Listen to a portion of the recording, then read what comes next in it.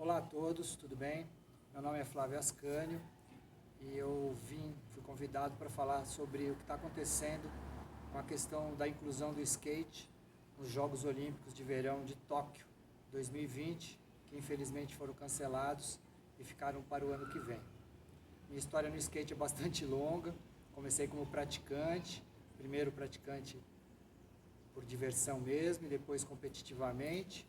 Consegui alguns títulos importantes, fui bicampeão brasileiro e depois me interessei também em estudar um pouco o skate e ajudar a inserir o skate dentro do contexto educacional. Então eu fiz curso de educação física, graduação, licenciatura plena. Depois, como eu gostava também da parte de treinamento, fiz uma especialização em fisiologia do exercício. E também, como eu acho que o skate ajuda na questão da saúde, me interessei em tentar incluí-lo também nessa nova área.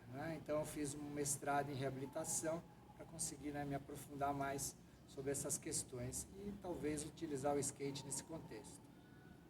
Mas hoje o papo é outro, é o alto nível, o skate olímpico.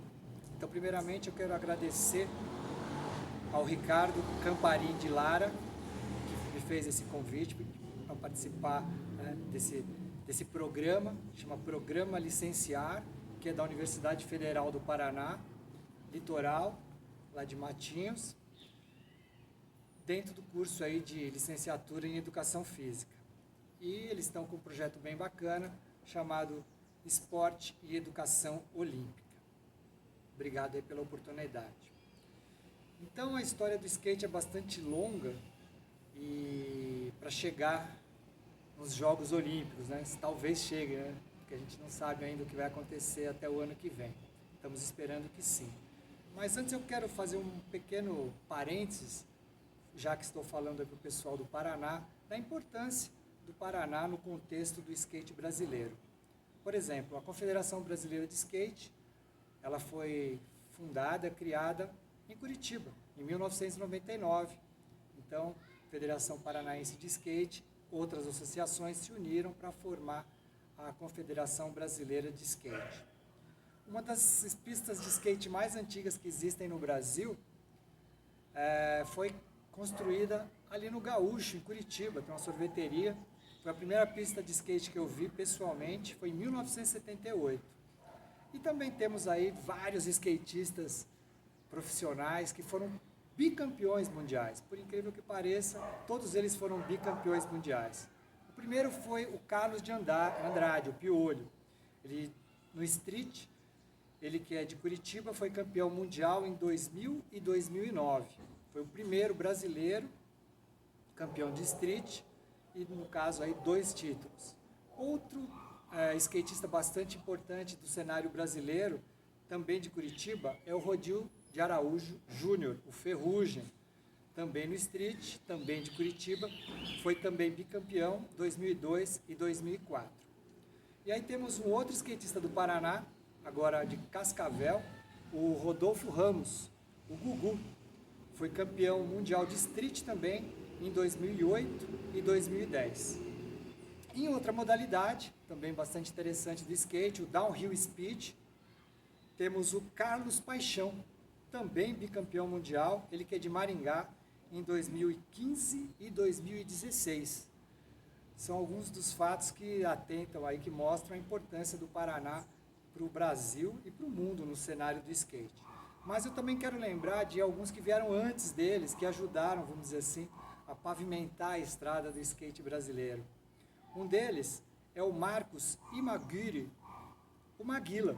Ele que começou a andar de skate lá nos inícios dos anos 70, tinha uma marca muito importante ali no cenário de Curitiba, desenvolveu campeonatos, construiu pista.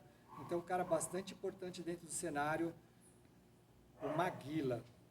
A Larissa Carolo, skatista de street, ela também muito importante dentro do cenário do skate feminino, uma das primeiras meninas no street a andar de base trocada, o switch stance. Ela também é de Curitiba e um fato interessante é que ela também se interessou em fazer um curso de educação física e trabalha com isso atualmente. E também quero lembrar algumas pessoas que trabalham por trás, né, do skate, não só em cima do skate, mas também fora do skate, nessa parte administrativa. O Marcelo Santos e o Edson Skander, os dois são lá de Londrina, e no caso o Marcelo foi presidente da Confederação Brasileira de Skate por muitos anos, se afastou recentemente, e o Ed Skander já trabalhou em várias áreas dentro da Confederação Brasileira de Skate, ajudando a desenvolver a parte, né, mais administrativa do esporte, e continua até hoje. Então vocês vejam aí quantas pessoas importantes do Paraná ajudando no crescimento do skate brasileiro, tanto como skatistas, competidores, como também nessa parte de organização. Continuando aqui. Eu vou fazer uma retrospectiva histórica bem rápida do skate mundial e brasileiro, né, para vocês terem uma ideia de como o skate chegou, né, a essa ascensão olímpica. Surgiu quando o skate? Então, vários estudos dizem que, né, relatos, dizem que teria surgido no início dos anos 20 do século passado, né, lá nos Estados Unidos.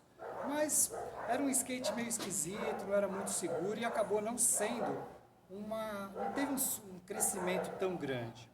Ele ficou meio apagado, meio escondido e voltou, né, ressurgiu nos anos 50, 60, também nos Estados Unidos, com a onda do surf, tá bom? E também nos anos 60 foi aproximadamente quando o Brasil recebeu aí os primeiros skates e surgiram aí os primeiros skatistas. E daí algumas indicações de que teria sido São Paulo e Rio de Janeiro os primeiros lugares que o skate teria surgido. E no Paraná teria surgido ali por volta da década de 70. E nessa década de 70 houve um grande desenvolvimento do skate, dos equipamentos, das pistas e também das competições. Foi um grande crescimento já mundial. Mas ele teve aí uma queda no final dos anos 70 e só voltou a ter assim, um maior interesse em meados dos anos 80. E daí eu vou colocar um fato interessante. Em 1984, os Jogos Olímpicos de Verão de Los Angeles, Estados Unidos, eles poderiam ter escolhido alguns esportes para entrarem no programa olímpico, que antigamente entravam primeiros esportes como esportes de demonstração. E no caso, os Estados Unidos, né, havia um interesse talvez de colocar o skate, mas deixaram entrar o que? O windsurf. Então, em 84, teve aí uma tentativa, vamos dizer assim, de uma primeira possibilidade do skate entrar no programa olímpico. E tem um outro fato interessante, que o Comitê Olímpico Internacional, ele estava interessado nos anos 90 em desenvolver talvez os Jogos Olímpicos de Primavera. Nós temos hoje em dia o quê? O de verão e o de inverno. Mas havia o interesse de desenvolver os de primavera, e aí seria também um tipo de competição com esportes mais modernos, mais jovens, que estavam lá, né, com bastante praticantes. Então seriam os Jogos Olímpicos da Primavera. Seria, né, em 1993. Na verdade aconteceu uma competição, mas como houve problemas na organização, eles não consideraram que foi uma prova olímpica. Acabou virando aí os Jogos, né, de não olímpicos, vamos dizer assim, lá nos Pirineus, na França e Espanha. E tivemos 2 provas de skate, com medalhas inclusive. Foram provas de downhill speed e downhill slalom. Então, apesar de não ter sido oficialmente uma edição de Jogos Olímpicos, ele, vamos dizer assim, já foi a primeira aparição do skate numa competição mais importante. E aí o que aconteceu foi que o skate, nos anos 90, começou a crescer bastante. A adesão, o interesse aumentou bastante. E aí, em 1995, surgiu os Jogos Olímpicos Radicais, né? Que são os Extreme Games, organizados por uma rede de televisão americana, ESPN. A princípio se chamava Extreme Games, depois virou apenas X Games. E essa prova chamou muito a atenção e continua chamando, ela existe até hoje, né? E aí o skate sempre esteve, desde a primeira edição, e vai continuar, né, por enquanto, existindo dentro dessa competição. E outra aparição do skate em termos olímpicos foram nos Jogos Olímpicos de Verão de Atlanta, 1996, mas foi como uma demonstração. Na cerimônia de encerramento dessa edição dos Jogos em Atlanta, eles montaram várias rampas, chamaram skatistas, o pessoal de BMX e também de patins inline e fizeram uma demonstração, tá bom? Novamente, os Estados Unidos sediaram os Jogos Olímpicos, poderiam até ter escolhido o skate para entrar como uma prova olímpica, mas eles preferiram colocar o quê? O vôlei de praia, o mountain bike e o softball. O softball que, né, ganhou a oportunidade de entrar novamente no programa olímpico agora em Tóquio, junto com o beisebol. Mas, finalmente, o sonho olímpico chegou.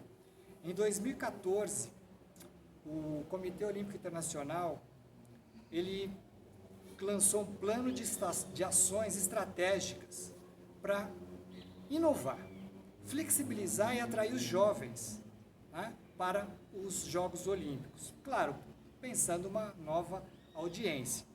Então, o que aconteceu? Em 2014, houve já essa intenção do Comitê Olímpico Internacional incluir esportes, né, mais modernos, de apelo mais de juventude. E aí o que aconteceu? Em 2015, setembro de 2015, o comitê organizador dos Jogos Olímpicos de Tóquio sugeriu a inserção do skate.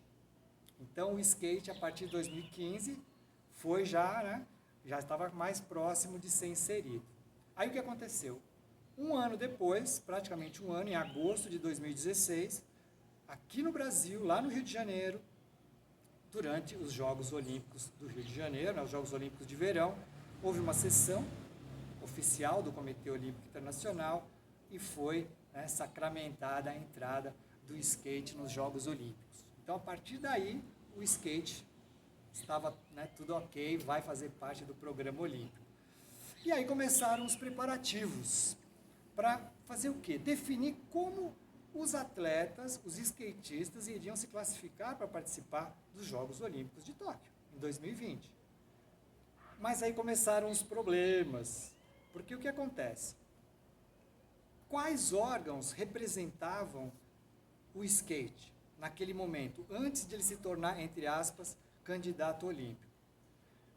A World Cup Skateboarding cuidava das competições mundiais. Ela começou a fazer isso em 94 e foi até 2014, tá bom? Então, durante todo esse período de 20 anos, a World Cup Skateboarding era uma empresa que cuidava do skate profissional. O campeão mundial era definido pela World Cup Skateboarding. E no Brasil, quem cuidava do skate? A Confederação Brasileira de Skate desde 1999. Então, esses eram os órgãos que representavam o skate mundial e o skate brasileiro. Entretanto, nenhum dos dois tinha representatividade com o Comitê Olímpico Internacional e nem com o Comitê Olímpico Brasileiro. Aí o que aconteceu?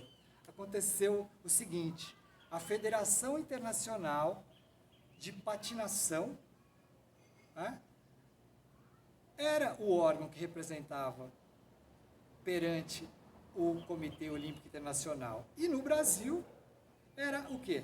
A Confederação Brasileira de Hóquei e Patinação.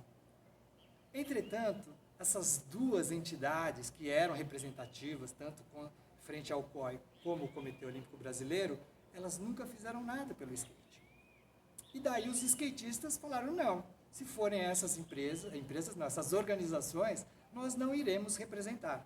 E o Brasil, que é um dos principais concorrentes a medalhas, tem toda uma história aí de vários resultados. Eu falei de alguns campeões mundiais aqui, eu falei só do Paraná. Se eu fosse falar de todos os brasileiros que foram campeões mundiais, eu ia ficar aqui bastante tempo.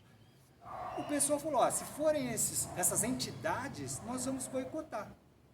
E o Brasil, como tem muita força política no skate, chamou também Estados Unidos. Então, haveria um boicote internacional. Os melhores atletas não iriam competir. O que aconteceu então? Uma grande revolução nessa parte de organização, na parte burocrática do skate.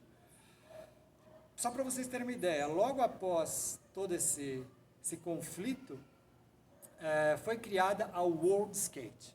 Então, essa entidade, né, não governamental, ela foi criada para tentar o quê? Apaziguar os ânimos e fazer com que os melhores skatistas fossem para Tóquio. Isso em 2017, tá bom? Então, o skate, legal, vai entrar 2016 aqui no Brasil, a partir daí começou esse entrave burocrático, os skatistas, os principais patrocinadores se uniram e falaram, não, esses caras não nos representam, vocês vão ter que criar uma entidade. E surgiu o World Skate, que representa o skate, todas as suas modalidades, o patins, todas as suas modalidades e até mesmo o patinete. Mas é uma entidade que conseguiu, né, juntar todo mundo. Aqui no Brasil aconteceu uma coisa interessante, porque o que aconteceu? O Brasil, como eu disse para vocês, ele é muito forte em termos políticos no skate mundial. Daí o que aconteceu? O Bob Burnquist assumiu a presidência da Confederação Brasileira de Skate, juntamente com o Sandro Dias, o mineirinho. Então, dois expoentes, caras super famosos, conhecidos, de renome no mundo inteiro, e toda essa pressão política fez com que, né, a World Skate fosse criada. O Bob, posteriormente, ele saiu da Confederação Brasileira de Skate, ele não é mais o presidente, ele saiu ano passado, mas recentemente ele assumiu um cargo dentro da Confederação Brasileira de Skate, ele faz parte do Conselho Consultivo e junto com ele também entrou um outro paranaense, o Eduardo Dias. Esse conselho é composto por 5 pessoas bem importantes do skate, uma delas aí, como eu estou falando para vocês, o Eduardo Dias que desenvolveu bem o skate na década de 90, até hoje ele desenvolve, ele tem uma marca muito importante de skate, teve pista de skate, enfim, é um cara muito, assim, envolvido com o skate.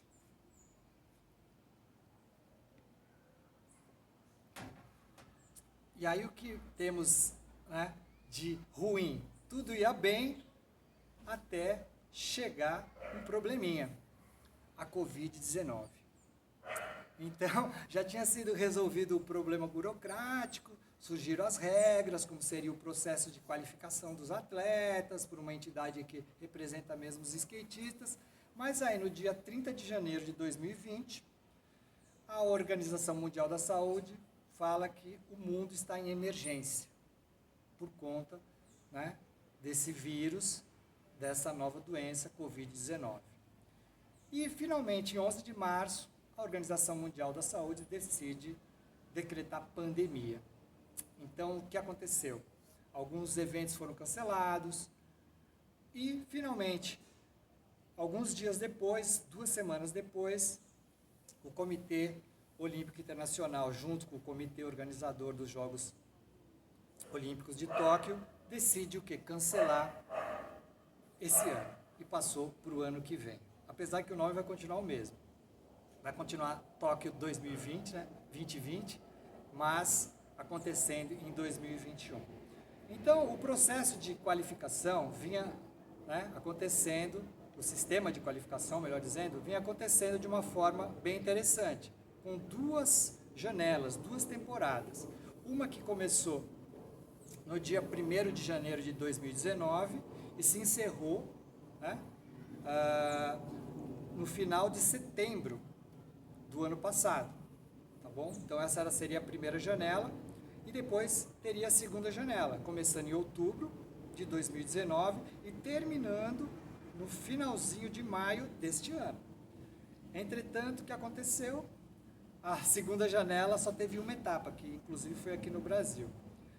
Então, o que aconteceu? A primeira temporada, janela 1, do dia 1º de janeiro de 2019 até o dia 30 de setembro de 2019. A segunda janela, 1º de outubro de 2019 até 29 de junho de 2021. Então, essa primeira janela foi completa, tivemos uma primeira etapa da segunda janela e aí a segunda janela teve que ser totalmente alterada. E daí houve o quê? Uma reunião, tanto do Comitê Olímpico Internacional como da World Skate, né, os seus representantes, para decidir o que ia acontecer, né? A direção executiva do COI, mais a World Skate, fizeram uma reunião, que é recente, foi agora, 26 de maio de 2020, nós estamos hoje no dia, hoje é dia 5 de julho de 2020, então é bem recente, então eles fizeram essa reunião para ver como ficaria o sistema de qualificação. A ideia foi o quê? Mexer o menos possível. tudo que os atletas conseguiram será preservado, mas tiveram que fazer algumas alterações. Primeira coisa é essa mudança na segunda janela, na segunda temporada de qualificação. Então, basicamente assim, o sistema é de cotas, tanto para homens como para mulheres. Serão 80 atletas, 40 homens e 40 mulheres. 2 modalidades, então 20 homens no street, 20 mulheres no street, que é uma das modalidades olímpicas. E a outra modalidade é o parque, 20 homens e 20 mulheres. E vai ser dividido assim. Os 3 melhores resultados, né, os 3 melhores colocados, em 4 eventos da World Skate, dessa nova janela, independentemente do ranking que eles vão ter, porque tem um ranking mundial, mas vão ter o quê? Em 2021 essas etapas, talvez uma ainda esse ano. Aí eu já falo sobre isso. Então tem 2 formas de se classificar, ou sendo um dos 3 melhores nessa segunda janela, que se encerra no dia 29 de junho de 2021, ou entrando como um dos 16 melhores do ranking mundial. O ranking mundial vai levar em conta tanto essa primeira temporada, que já passou, como essa segunda, que só teve uma etapa que vai continuar, tá bom? E nessa mudança, eles também estão levando em conta o quê? As competições continentais. Então, o campeonato asiático, por exemplo. Então, além dos campeonatos mundiais, das etapas consideradas mundiais, também campeonatos continentais. E até mesmo, dependendo da situação, campeonatos nacionais. E é claro, os donos da casa têm uma vaga garantida. Então, eles têm 4 vagas garantidas, na verdade, né? Uma em cada modalidade, uma de homem e outra de mulher, no parque e no street, né? Então, eles já estão garantidos, né? Os japoneses já estão garantidos. Se eles não conseguirem nem ficar entre os 3 melhores da segunda temporada, nem entre os 16 do ranking mundial, eles vão ter aí uma classificação garantida por conta de serem os donos da casa, né? Estão recebendo todo mundo lá.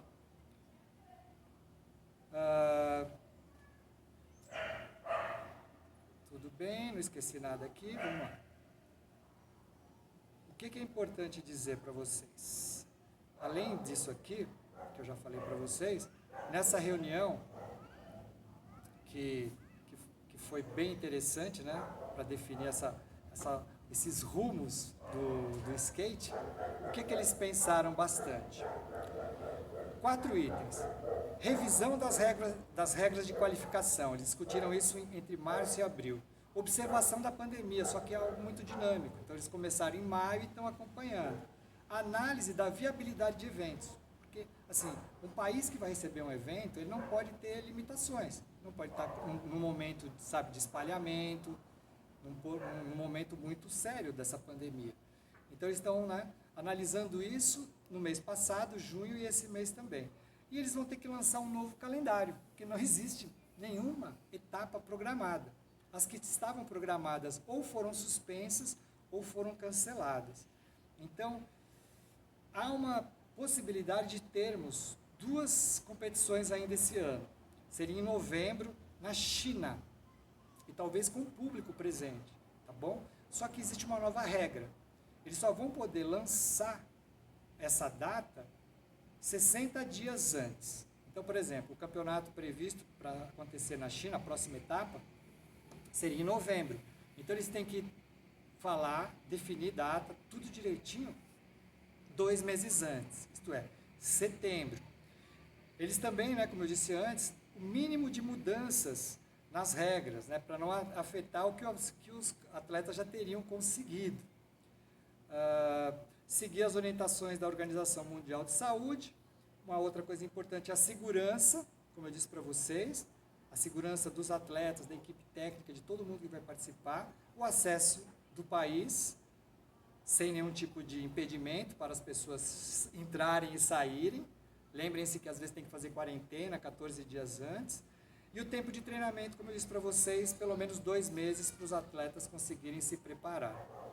Só para vocês terem uma ideia, a primeira janela, ela teve 4 etapas de street, uma em São Paulo, e 4 etapas de parque, também uma em São Paulo, foi completa. A segunda temporada começou no Rio de Janeiro, em novembro do ano passado, né? Tanto com parque como street, foi a única, como eu disse para vocês, e depois tínhamos aí mais 8 etapas. Dessas 8, 2 foram canceladas, que são do Street League, que cuida do street, estão canceladas, não vão acontecer, e as outras 6 foram suspensas. E no caso do parque, como eu disse, uma só aconteceu, e tinham previstas mais 4, que todas foram o quê? Suspensas. Então, não temos data nenhuma, né, dessa próxima temporada, como eu disse para vocês, talvez na China em setembro. Seria, né, setembro a comunicação e a competição em novembro. Olha só que interessante. Os campeonatos, para valer pontos, eles têm algumas escalas, né? Quanto maior a escala, maior a pontuação. Eu fui primeiro colocado no campeonato Pro Tour, eu tenho uma pontuação maior do que fui primeiro colocado no campeonato nacional. Então existe uma hierarquia e a pontuação é maior. Então Pro Tour, eventos 5 estrelas, campeonatos continentais e campeonatos nacionais, tá bom? Mas tudo respeitando se vai poder acontecer, né? Padrões nos eventos, né? Eles estão estudando, então, por exemplo, cronograma. Eles vão tentar o quê? Minimizar o tempo de exposição dos atletas e da equipe técnica. Tempo de treino, estão vendo qual vai ser. Procedimentos no evento, equipe de trabalho, tempo de apresentação, comunicação. Então está tudo muito em estudo. Como vai ser essa etapa, nessa nova realidade, né? E uma coisa interessante que eu trago para vocês aqui é a seguinte: se fosse hoje, encerrou a janela, as temporadas de qualificação, como ficaria o Brasil? Cada país pode levar até 3 competidores ou competidoras em cada modalidade. Então, por exemplo, um país pode ter 12 competidores, desde que eles fiquem dentro daqueles critérios. Lembram que eu falei que os 16 melhores do ranking, os 3 melhores da segunda janela, independentemente do ranking, e mais o país sede, que não é o nosso caso, tá bom? Então, olha só, no street masculino, se fosse hoje, fechou a janela, quem vai para Tóquio? Teríamos 3 brasileiros, o Kelvin Hoffler, que é aqui de São Paulo, o Giovanni Viana e o Carlos Ribeiro. O Kelvin atualmente está em 5º lugar, o Giovanni Viana em 15º e o Carlos Ribeiro no limite, 16º. Quando pensamos no street feminino, e no street, os maiores adversários do Brasil são os americanos e os japoneses, tá bom? Inclusive quem está liderando o ranking atualmente é o Nigel Houston, que é um americano. No street feminino, o Brasil está assim, precisaria até de mais vagas, vamos dizer assim, né? Em primeiro lugar, liderando assim, com bastante folga, a Pamela Rosa, que é de São José dos Campos. Ela ganhou 4 etapas e ficou em segundo lugar em uma. Tem 180 mil pontos, só para vocês terem uma ideia, é o máximo que dá para ter. A Raíssa Leal, a fadinha lá de Maranhão, está em segundo lugar. A Letícia Buffoni, que é bastante famosa, está em 4º lugar. Então essas 3 já estão, temos 3 entre as 4 melhores atualmente, então iriam as 3. Mas vejam só, temos ainda a Gabi Mazeto em 8º, a Virgínia Fortes em 10º e a Isabelle Ávila em 16º. Então temos aí 6 meninas entre as 16 melhores. O street feminino é a modalidade que vai ter mais disputa, né? Apesar dessa nosso favoritismo, nossa vantagem aqui, nós temos aqui americanas, japonesas, uma holandesa e uma australiana. Então é uma modalidade que pode ser um pódio, vamos dizer assim, internacional mesmo. Apesar de que, por enquanto aqui, se fosse hoje, ouro e prata era Brasil, tá bom? Vamos lá agora para outra modalidade, que é uma modalidade bastante recente, que é o parque. O parque, vamos começar, eu terminei falando das meninas, vou começar pelas meninas. O parque feminino tem um domínio japonês. Tem 2 japonesas, a Misugo Okamoto e a Sakura Yosozumi, que são as 2 primeiras no ranking, tá bom? Em terceiro vem a Sky Brown, que apesar de, ela tem dupla nacionalidade, tanto da Grã-Bretanha como do Japão, mas ela vai representar a Grã-Bretanha. No parque feminino, as brasileiras em melhores colocadas. Em 6º lugar, a Dora Varela. Em 10º, a Isadora Pacheco. E em 13º, a Indiara Aspe. Tá bom? Então, as brasileiras estão ali 6º, 10º e 13º, mas estão dentro das 16 melhores se hoje fosse o campeonato, se fosse os Jogos Olímpicos fosse hoje a disputa. Como eu disse, Japão, Brasil e Estados Unidos. A briga vai ficar entre esses 3 países no parque feminino. Quando nós vamos para o parque masculino, a briga está feia. E o Brasil está sempre ali, né? É a briga Brasil e Estados Unidos. Atualmente, quem está liderando o ranking é um americano, que inclusive ganhou uma etapa aqui no Brasil, o Raymana Reynolds. Ele está liderando, ganhou 2 eventos nessa primeira janela. Em segundo lugar temos o brasileiro, Luiz Francisco, que é ali de Lorena. Ficou 2 vezes em segundo lugar. Temos em quarto lugar o Pedro Barros e em sexto lugar o Pedro Quintas. Tá bom? Então seriam, se fosse hoje, né, esses 3 iriam. Mas temos também entre os 16 o Matheus Hiroshi em 13º e o Murilo Pérez em 15º. Então vejam só, se hoje fosse o dia de fechou a janela, vamos para Tóquio, teríamos 12 integrantes brasileiros representando aí a nossa bandeira e com muitas chances de terem medalhas, tá bom? Então, de uma certa forma, é isso que está acontecendo, né? Não se sabe o que está acontecendo, não se sabe o que vai acontecer, porque essa situação da pandemia é bastante séria.